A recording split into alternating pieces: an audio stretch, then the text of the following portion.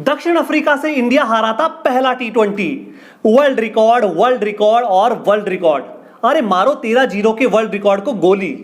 Positive बात है कि इंडिया ने बनाए थे 211 run without Rohit, Rahul and Kohli. क्या टीम इंडिया करेगी फिर से बाउंस बैक या हमें मिलेगी एक और हार? Let's try to figure it out हमारे साथ। नमस्कार दोस्तों, welcome to the world of Ishan की क्रिकेट हाईलाइट। इस साल भारतीय टीम एक भी मुकाबला साउथ अफ्रीका से नहीं जीता। दिल्ली मैच हारने के बाद सीरीज में वापसी का दबाव काफी बढ़ गया है। ऐसे में ऋषभ पंत के लिए आगे का पथ काफी चैलेंजिंग है, क्योंकि टीम इंडिया यहां से हारा तो सीरीज में जीतने की आगे की संभावनाएं और भी ज्यादा मुश्किल हो जाएगी। लेकिन क्या man in blue bleed blue वापसी करेगी?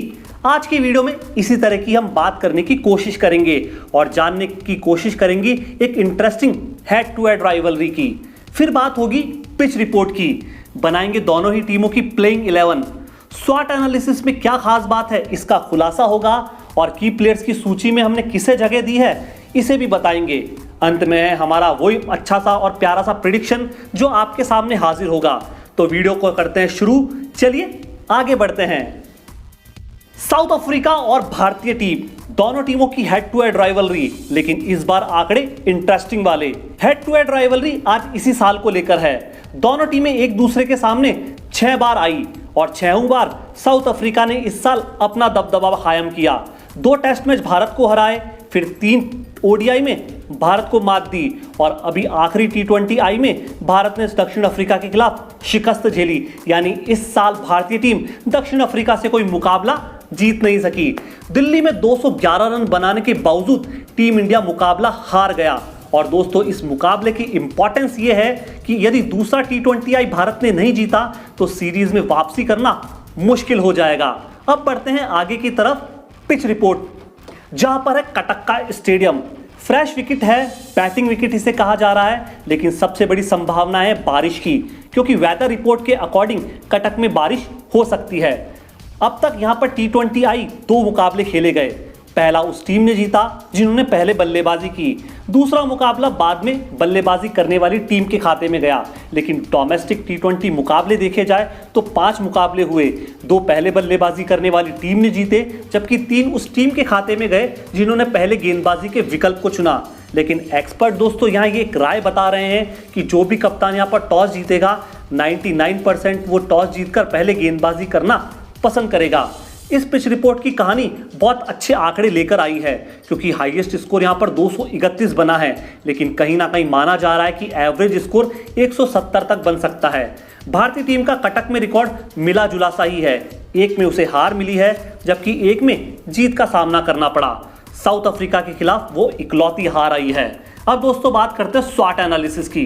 भारतीय टीम की स्ट्रेंथ की बात की जाए और ये सबसे बड़ी स्ट्रेंथ है पिछले मुकाबले के अकॉर्डिंग, और सबसे बड़ी स्ट्रेंथ दिखी मिडिल ऑर्डर को लेकर, जो पूरा फॉर्म में दिखा, भारतीय टीम के लिए रन बनाता हुआ दिखा।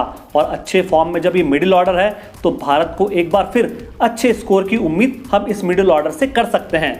हार्दिक पांड्या फॉर्म में थे, दिनेश कार्तिक भी अच्छे फॉर्म में लग रहे हैं। हालांकि बैटिंग पूरी आई नहीं, लेकिन मुझे लगता है कि फिनिशर की भूमिका में दिनेश कार्तिक अच्छा रोल निभा सकते हैं। ईशान किशन के बल्ले से भी रन निकले, जो भारत के लिए एक पॉजिटिव साइन है। लेकिन टीम की कुछ वीकनेसेस भी है।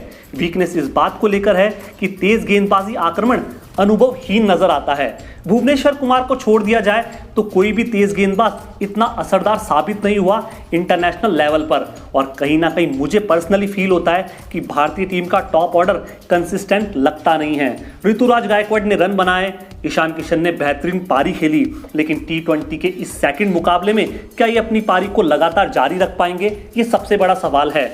नंबर 3 पर आने वाले श्रेयस अय्यर ने भी बहुत धीमी पारी खेली। दोस्तों पर्सनली मुझे लगता है वाकई में नंबर 3 पर आने वाला बल्लेबाज जब 133 की स्ट्राइक रेट से रन बनाएगा तो कहीं ना कहीं दबाव मिडिल ऑर्डर पर जरूर आएगा।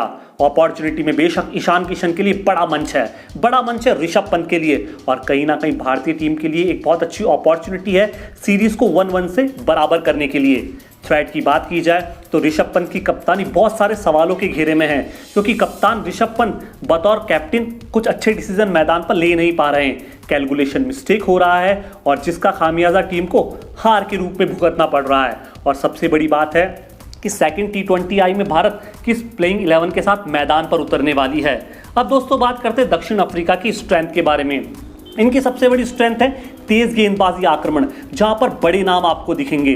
कगिसो रबाडा है, एनरिच नॉर्किया है, तबरेज शम्सी है, केशव महाराज है, ड्वेन प्रेटोरिया जैसे खिलाड़ी हैं जो अपने दम पर मैच को बनाना जानते हैं, अच्छी गेंदबाजी करते हैं। टीम का मिडिल ऑर्डर बहुत स्ट्रांग है। राशिवान दुसेन, डेविड मिलर इस टीम के मिडिल ऑर्डर की सबसे बड़ी जान है और पहले T20I में हमने देखा भी।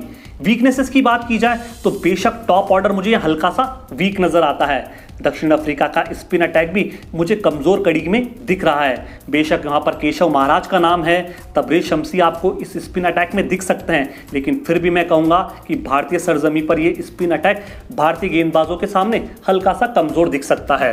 अपॉर्चुनिटी में बेशक दक्षिण अफ्रीका चाहेगा कि वह यहाँ पर मोमेंटम प्राप्त करे, जो मोमेंटम उसने पहले T20 में बनाया उसे बरकरार रखे और सीरीज में 2-0 की लीड हासिल कर ले।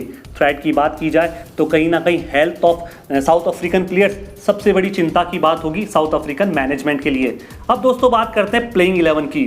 भारतीय टीम की प्लेइंग 11 में कुछ बदलाव हो सकते हैं क्या? बेशक होने चाहिए, क्योंकि गेंदबाजी में मुझे बहुत बदलाव की यहाँ पर उम्मीद लग रही है। लेकिन बल्लेबाजी का मोर्चा ऋतुराज गायकवाड़ संभालेंगे, उनके साथ उतरेंगे ईशान किशन। एक बार फिर टीम को इनसे अच्छी ओपनिंग की उम्मीद है। नंबर 3 पर आएंगे श्रेयस अय्यर, 4 पर मोर्चा संभालेंगे कप्तान ऋषभ पंत, 5 पर मोर्चा संभालेंगे हार्दिक पांड्या और फिनिशर की भूमिका में नजर आएंगे दिनेश कार्तिक। अक्षर पटेल यहां पर खेलते हुए दिख सकते हैं, लेकिन मुझे लगता है 50-50 चांस है। भुवनेश्वर कुमार 100% खेलते हुए नजर आएंगे। मुझे लगता है हर्षल पटेल या उमरान मलिक में से किसी एक को जगह मिल सकती है, या आवेश खान या अर्शदीप में से किसी एक को जगह मिल सकती है। कुल मिला के बात की जाए तो इन चारों गेंदबाजों में से 2 की एंट्री हो सकती है, 2 को बाहर बैठना पड़ सकता है। At last but not the least Yuzvendra Chahal, जिनकी स्पिन को यहाँ पर देखने के लिए काफ़ी भारत डिपेंड है और भारत चाहेगा कि अच्छी गेंदबाजी युजवेंद्र चहल के हाथों से निकले। अब दोस्तों बात करते हैं साउथ अफ्रीका की प्लेइंग 11 के बारे में, जिसमें तंबा बउआ दिखेंगे, क्विंटन डिकॉक होंगे, ड्वेन प्रेटोरियस नंबर 3 पर एक बार फिर आ सकते हैं, Rassie van Dussen, David Miller middle order का सबसे बड़ा जिम्मा संभालेंगे और मिडिल ऑर्डर के सबसे मजबूत स्तंभ भी कहे जा रहे हैं। फिर ट्रिस्टन स्टब यहाँ पर खेलते हुए नजर आएंगे।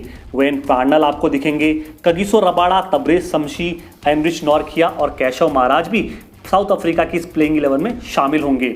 अब दोस्तों बात करते हैं की प्लेयर्स की। भारतीय टीम की तरफ से जो की प्लेयर्स की सूची हमने तैयार की उसमें ईशान किशन का नाम है, हार्दिक पांड्या, दिनेश कार्तिक, अक्षर पटेल, हर्षल पटेल और युजवेंद्र चहल को हमने यहाँ पर रखा है। इंपॉर्टेंट बात दोस्तों यह है कि क्या भारतीय टीम अपनी इस प्लेइंग 11 में अर्शदीप सिंह या उमरान मलिक में से किसी एक को जगह देगा, और यदि जगह देगा तो की प्लेयर्स की सूची में वो शामिल होगा।